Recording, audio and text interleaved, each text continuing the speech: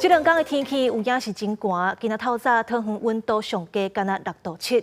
今年寒人的头一场雪是落伫宜兰太平山，玉山气象站零下5度7，有结树霜。若南部早暗温差较大，午暗温度反射会愈低。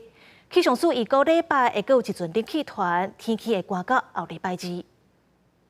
开始落雪啊，游客赶紧甲双手摊开要来接雪。下流来，宜兰太平山2暗11点落今年冬天的第一场雪，雪拢落伫咧太平山庄一个水用湖区。虽然落无久，淹过3区的雪已经有1公分高，吸引真侪游客。对，我凌晨出发的。啊，有没有觉得很冷？有，很兴奋，很意外，中奖一样的感觉。在太平山碰碰车的人看到山区围出敢若夜一站白色的糖，有地下生一透早就来山顶要看美丽风景。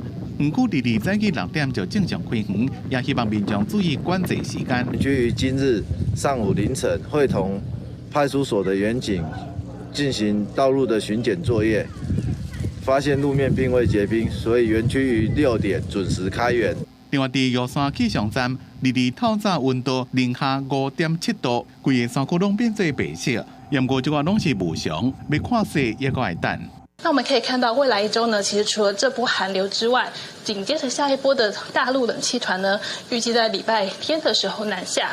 气象署讲，这边寒流会影响到23日时，不过24如果有一波大陆冷气团会来，温度虽然无这边明显这么冷，不过温度变化依然真大，气温大概是12到14度。